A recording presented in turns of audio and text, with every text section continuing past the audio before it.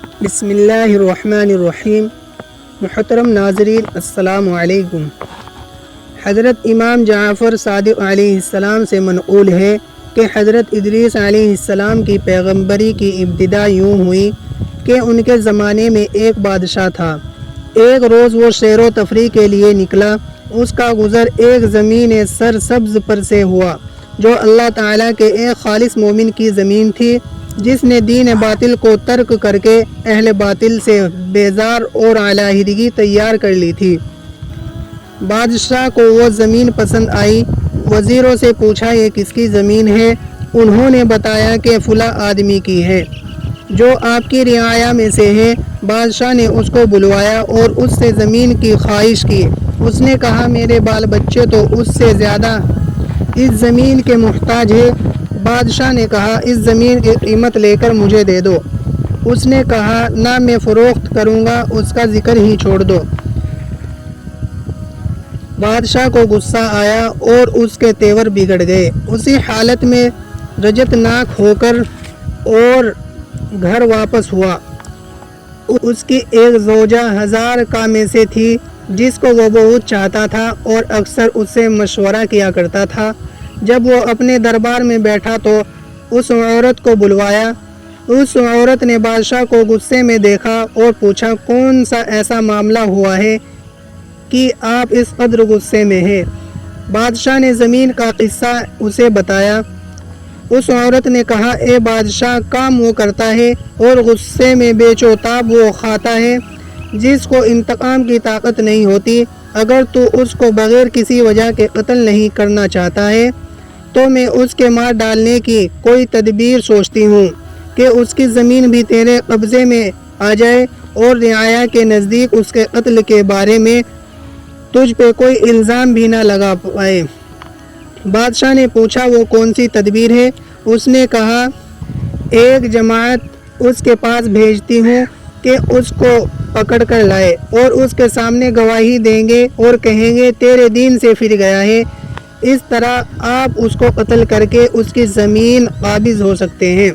بادشاہ نے کہا اچھا ایسا ہی کرو۔ کچھ آدمی اس عورت کے دین پر ہی تھے جو مومن کا قاتل حلال جانتے تھے۔ اس نے ان کو طلب کیا۔ انہوں نے بادشاہ کے سامنے گواہی دی کہ وہ بادشاہ کے دین سے منحرف ہو گیا۔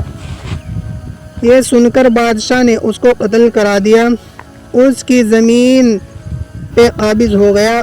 اس مومن کے قتل پر اللہ تعالیٰ غضبناک ہوا اور حضرت ادریس علیہ السلام کو وحی فرمائی جس کے الفاظ کچھ یوں ہیں تو نے مومن کو قتل پر ایک طرف نہیں کیا بلکہ اس کی زمین بھی پسند کر لی اور اس کے اہل و عیال کا بھی خیال نہ کیا۔ مجھے اپنی عزت و جلال کی قسم ہے کہ قیامت میں اس کا بدلہ میں تو اس سے انتقام لوں گا اور دنیا میں تیری بادشاہی مٹا دوں گا، تیرے شہر کو برباد کر دوں گا اور تیری عزت کو ذلت میں بدل دوں گا اور تیری اور عورت کا گوشت کتوں کو کھلا دوں گا۔ میرے صبر اور برداشت نے جو تیرے امتحان قبرستان نے تجھ کو مغرور کر دیا ہے۔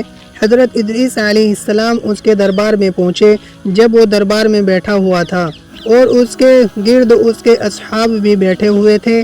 آپ نے اس سے فرمایا اے جبار میں خدا کا رسول ہوں۔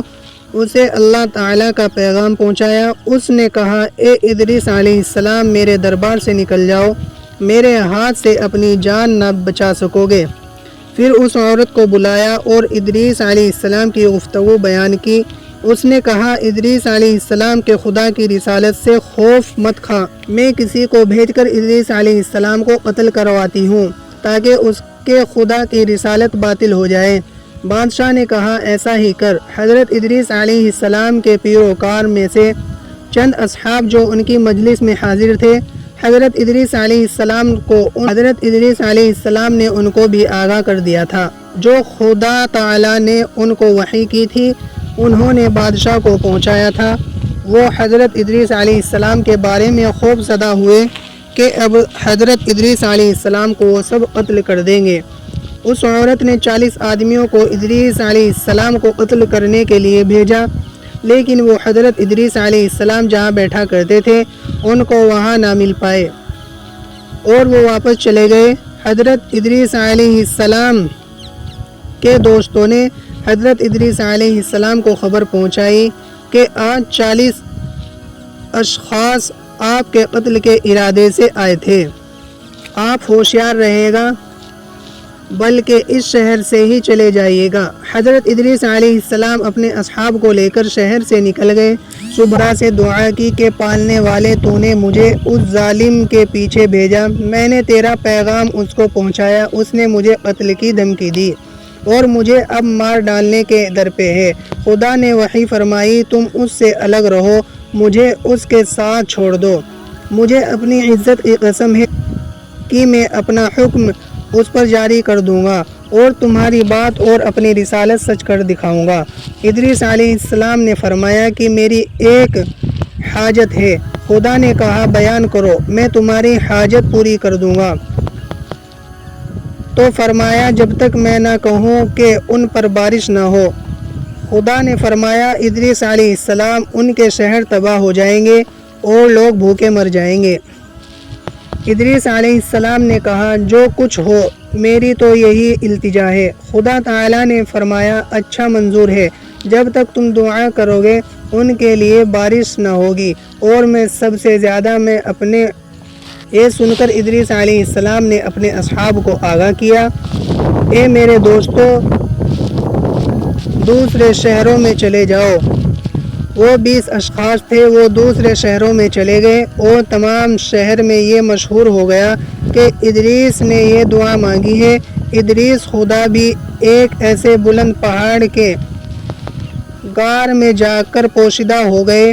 خدا تعالیٰ نے ان پر ایک فرشتہ لگایا جو ان کے لیے کھانا لایا کرتا تھا۔ حضرت ادریس علیہ السلام دن بھر روزہ رکھتے تھے اور شام کو ان کے لیے فرشتہ ان کے لیے کھانا لایا کرتا تھا۔ ادھر خدا نے اس بادشاہ کی حکومت برباد کر دی تھی، وہ قتل کر دیا گیا، اس کا شہر مٹا دیا گیا اور اس کی عورت کا گوشت کتوں نے کھایا۔ پھر اس شہر میں ایک دوسرا ظالم سرکشی کرنے والا پیدا ہوا۔ اسی طرح 20 سال گزر گئے کہ ایک قطرہ پانی کا نہ برسا۔ وہ شہر والے سب تکلیف میں مبتلا ہو گئے۔ وہ سب لوگ بادشاہ کے پاس گئے اور حضرت ادریس علیہ السلام کا قول بیان کیا اور التجا کی اور اہل شہر کے ساتھ ادریس علیہ السلام کے پاس واپس آئے اور سب نے کھڑے ہو کر عاجزی سے التجا کی کہ وہ خدا سے بارش کی دعا مانگے اور ادریس علیہ السلام نے منظور کیا اور خدا سے دعا کی کہ بارش کرے۔ اسی وقت آسمان پر بادل آیا اور بجلی چمکی اور بارش شروع ہو گئی اور یہاں تک کہ پانی برسا کہ ان کو غرق ہونے کا گمان ہو گیا اور وہ سب اپنے گھر کی طرف واپس ہو گئے۔ امید کرتا ہوں آپ کو یہ ویڈیو اچھی لگی ہوگی۔ اگر آپ کو ہماری ویڈیو اچھی لگی ہے تو لائک کریں اور دوسروں کو شیئر کریں اور چینل کو سبسکرائب